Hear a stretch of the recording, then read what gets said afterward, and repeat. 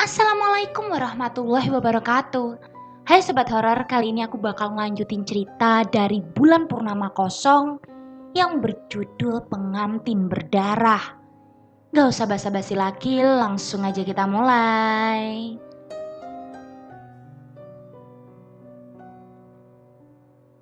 Subuh tiba. Lastri bersiap untuk mengejar bis paling pagi. Ia pamit pada ayahnya untuk pergi ke kota menemui wanita itu. Ayahnya tak bisa melarang. Putri sulungnya itu berhak tahu semua hal mengenai calon suaminya itu. Setibanya di terminal, Lastri langsung mencari mobil Kijang dengan plat nomor yang dikirim wanita itu. Tak butuh waktu lama, wanita itu berdiri di sampingnya dan melambaikan tangan pada Lastri. Seolah ia sudah tahu sosok Lastri sebelumnya. "Saya Maya, Mbak." Sapa wanita itu yang dibalas Lastri dengan memperkenalkan dirinya. Mereka masuk ke dalam mobil dan mencari tempat yang nyaman untuk membicarakannya. "Saya minta maaf sebelumnya kalau saya terlalu lancang, Mbak. Sungguh, saya nggak ada niat untuk hancurin rencana Mbak atau apapun. Saya coba abaikan, tapi dia terus datang," ujar Maya dengan wajah yang ketakutan. "Maksud Mbak Maya?" Lastri bingung. Wanita itu terus datang di setiap malamnya. Dia bilang kalau Mbak bersikukuh menikah dengan Aryo, maka nasib Mbak akan sama seperti Wulan, adik saya, terang Maya. "Wulan?" Lastri mengerutkan dahinya. "Aryo adalah partner bisnis adik saya. Mereka pacaran setahun setelah istri pertama Aryo meninggal. Awalnya kami sekeluarga gak ada yang curiga, karena Aryo emang laki-laki yang baik dan sopan. Sampai tiba-tiba Wulan sering uring-uringan dan marah-marah gak jelas. Dia juga sering teriak manggil nama Aryo dan bilang ada wanita yang terus mengganggunya. Sempat putus asa, akhirnya kita bawa Wulan ke orang pintar. Dan dia bilang kalau Wulan kena pelet, Mbak. Di situ kami udah bingung antara melanjutkan pernikahan atau dibatalkan sekalian.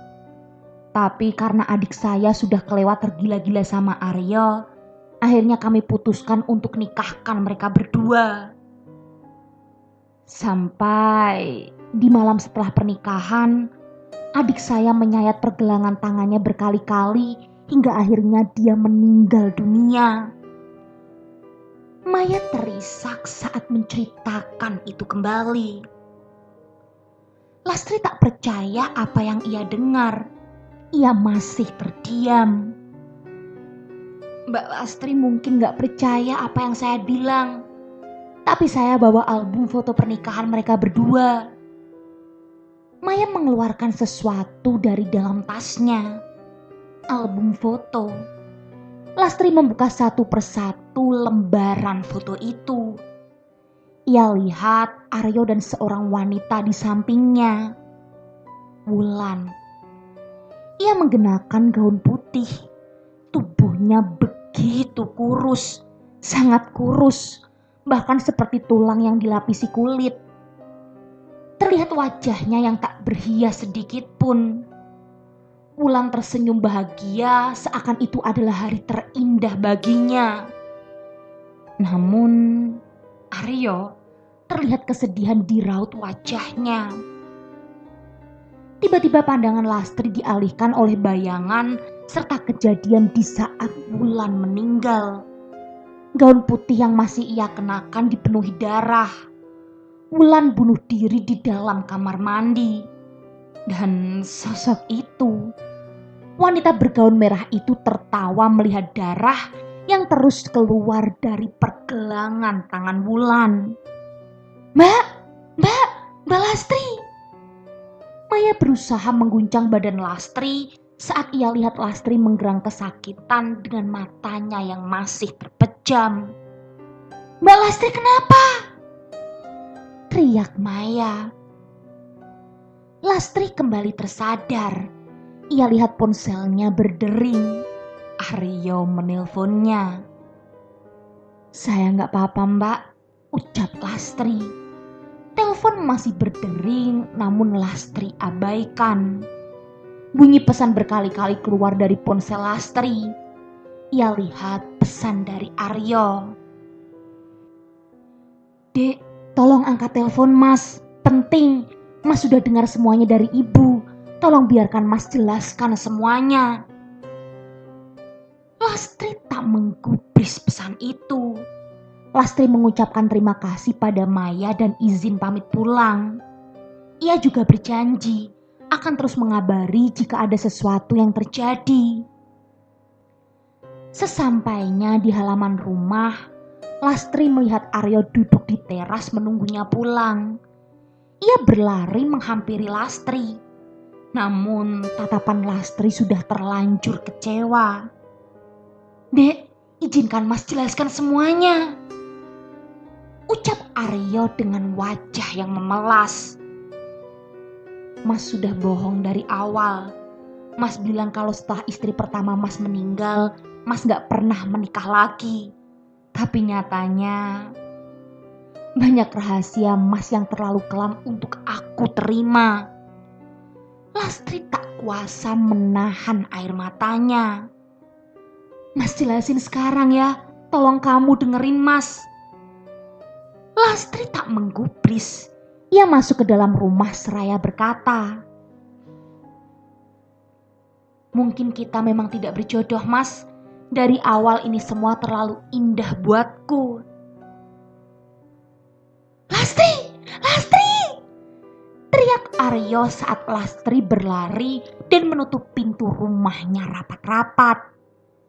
Keluarganya duduk di ruang tamu.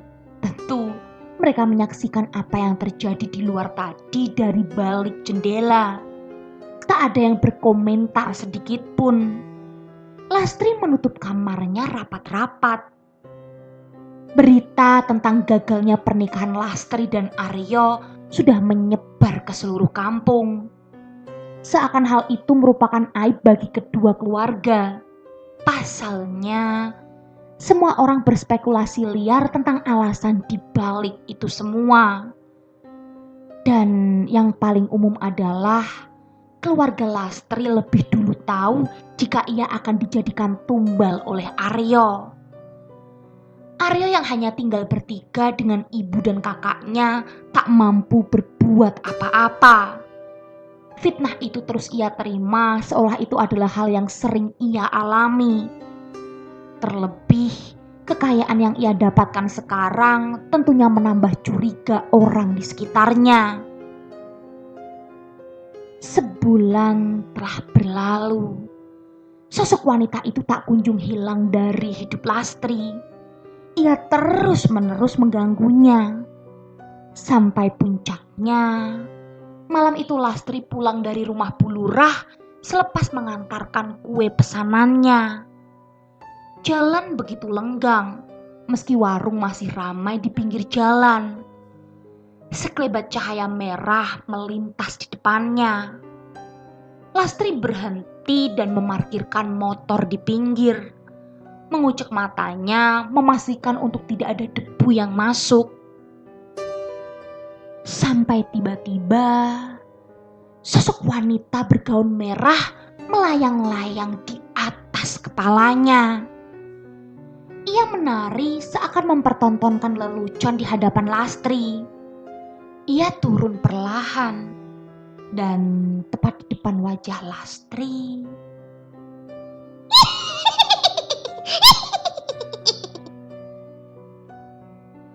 Ia tertawa.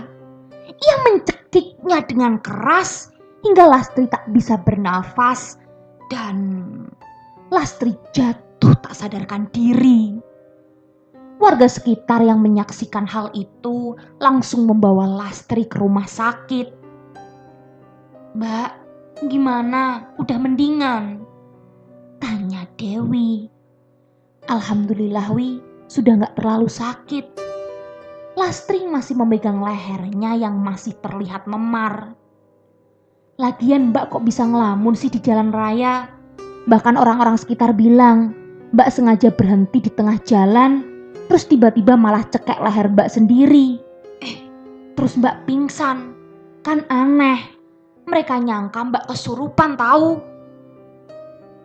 Lastri hanya terdiam. Oh iya, tadi Mas Aryo datang, tapi Mbak masih belum sadar. Dia urusin semua biaya administrasi, terus dia pamit. Dewi merasa bersalah karena ia merasa turut andil dalam kegagalan pernikahan kakaknya itu. Mbak, aku minta maaf. Belum sempat Dewi menyelesaikan ucapannya, Lastri langsung memotong ucapan adiknya itu. Ibu mana? Ibu sama bapak lagi nunggu Dimas di luar, Mbak. Kamu kasih tahu Dimas? Tanya Lastri. Dimas emang rencana mau pulang karena lagi libur semester. Terus ibu kasih tahu juga kalau Mbak kecelakaan. Jadi dia langsung datang ke rumah sakit. Terang Dewi. Mbak Lastri! Teriak Dimas saat ia lihat kakak sulungnya itu terbaring di rumah sakit. Duh, adik Mbak udah gede aja. Lama gak ketemu, Dim. Dimas langsung mencium tangan kakaknya dan memeluknya dengan erat. Dimas memang adik yang paling dekat dengan Lastri.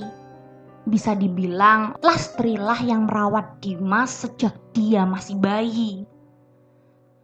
Lastri tak melihat ibu dan bapaknya sampai ia tanyakan pada adiknya itu.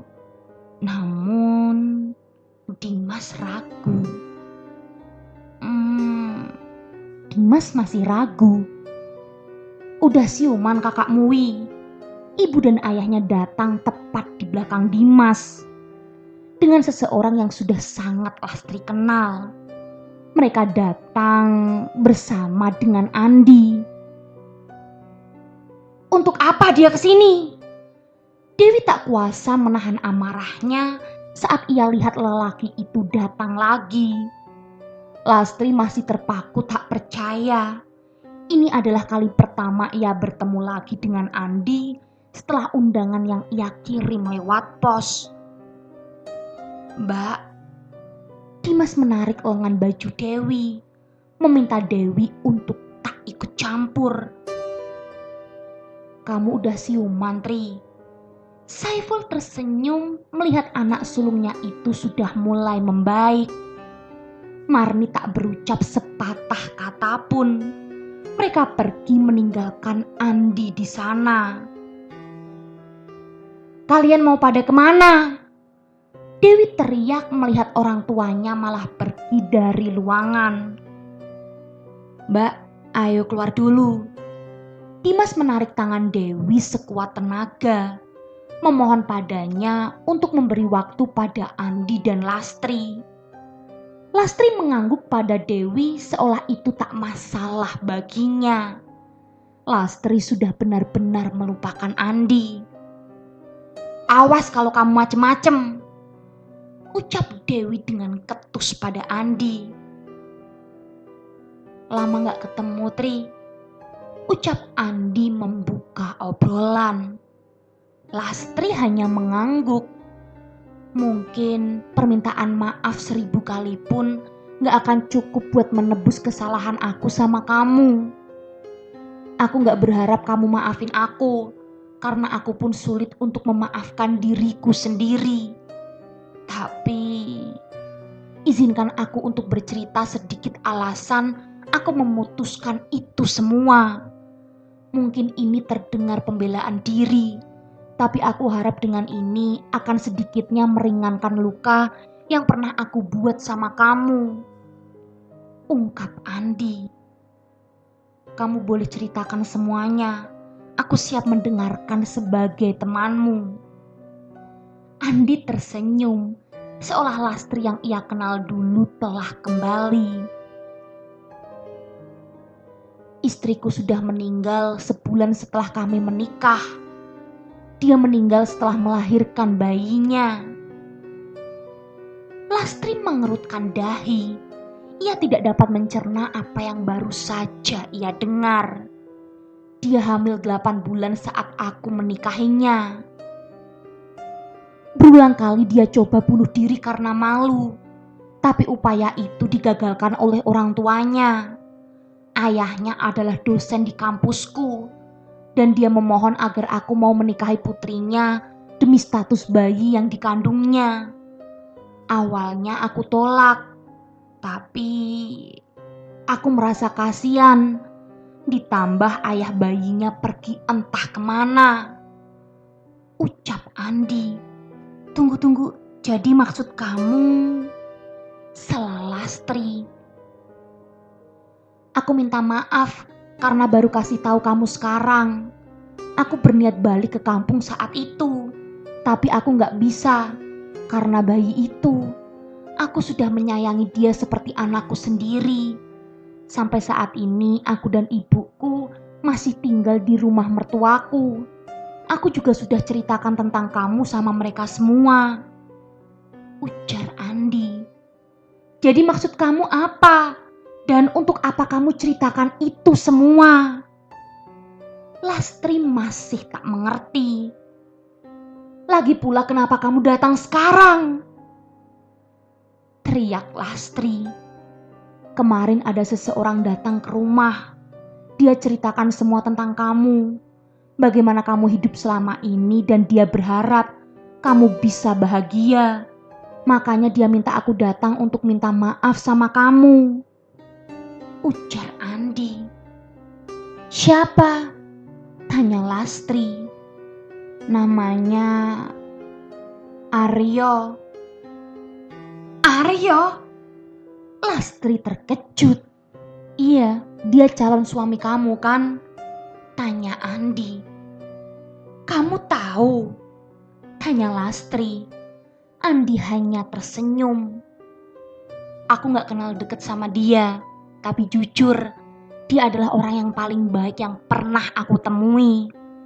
Dia kakak tingkatku di kampus. Dia juga dulu mahasiswa yang paling dekat dengan mertuaku. Kemarin dia datang ke rumah kami.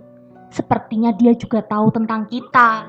Makanya dia minta aku jelaskan apa yang sebenarnya terjadi dan minta maaf yang tulus sama kamu. Mungkin jika ada banyak hal yang kamu belum tahu tentang dia, kamu bisa tanyakan itu sama ayah mertuaku. Arya sudah dia anggap sebagai anaknya sendiri. Dan aku harap kamu gak kemakan gosip murahan di luar sana. Lanjut Andi. Itu bukan gosip. Aku sudah melihatnya dengan mata kepalaku sendiri. Arya tidak sebaik yang kalian semua pikir. Sanggah Lastri. Apa yang kamu lihat belum tentu kebenaran. Bahkan jika itu terlihat begitu nyata, kadang kita harus membuka diri untuk menerima kemungkinan lain dan alasan dibalik setiap kejadian yang muncul di hidup kita. Andi pamit. Ia selipkan secari kertas ke tangan Lastri. Ia lihat secari kertas itu. Tertulis alamat rumah Andi. Lastri simpan dalam tasnya dan ia coba lupakan semuanya. Lastri mencoba memejamkan mata sampai tiba-tiba mimpi itu datang kembali. Mimpi seorang wanita yang bersimpuh di kaki suaminya. Kini wajah sang suami terlihat jelas. Aryo, batinnya. Sebelum sang suami menoleh, wanita itu langsung terbang menghampiri Lastri. Jauhi suamiku, dasar jalang. Semua gara-gara kamu.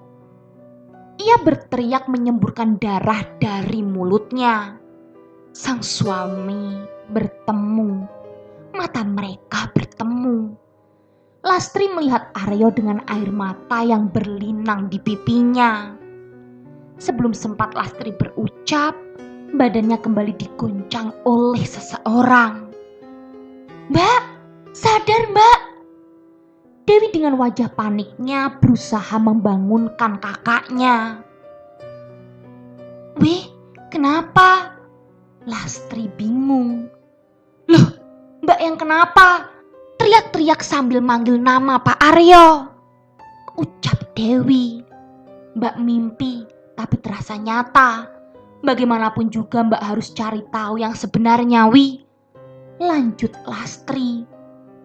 "Mbak, maafkan aku. Harusnya aku gak bahas wanita yang datang tempo hari. Pasti semua gak akan ribet kayak gini." Ucap Dewi menyesal. Lastri menggelengkan kepalanya. "Kamu gak salah. Mbak emang harus tahu semuanya. Sekarang Mbak sudah mendingan. Oh iya, kamu lihat Andi?" Tanya Lastri. "Sudah pulang dari tadi siang," jawab Dewi. "Kalau Mbak sudah boleh pulang, Mbak mau ke rumahnya. Kamu bisa antar Mbak?" Tanya Lastri kepada Dewi yang dijawab oleh anggukan oleh Dewi. Selang beberapa hari Lastri sudah diperbolehkan pulang. Keadaannya sudah jauh lebih baik. Dan keesokannya pun ia meminta izin kepada kedua orang tuanya untuk pergi ke rumah Andi bersama Dewi. "Ibu mertuamu gak nanyain Arif?" Tanya Lastri saat keduanya masih di dalam bis. "Dia tiap malam telepon, minta aku balik," jawab Dewi singkat. "Lalu, kenapa kamu gak pulang?" Dewi melirik sinis pada kakaknya itu. "Aku males ketemu Surya." Lastri tidak bertanya lebih lanjut. 2 jam perjalanan, akhirnya mereka telah sampai di terminal bis. Andi sudah menunggu dengan mobilnya. "Kamu masih marah sama aku, Wi?" Tanya Andi yang melihat Dewi masih ketus kepadanya. "Meski Mas udah jelasin semua, tapi gak mengubah kenyataan kalau yang Mas lakuin ke Mbak aku itu bisa dimaafkan. Intinya aku masih gak suka sama situ." Lastri menyenggol lengan adiknya. "Iya, aku tahu kok. Makanya aku mau menebus kesalahan aku sama Lastri," terang Andi. "Nebus gimana maksudnya?" Tanya Dewi. "Yah, pokoknya nanti kalian tahu sendiri," ujar Andi. Gimana sobat horor, makin penasaran kan? Sebenarnya ada apa di balik Aryo, Andi, Lastri, dan hantu wanita itu? Kalau gitu tunggu kelanjutan ceritanya dan jangan lupa nyalakan lonceng notifikasinya. Bye.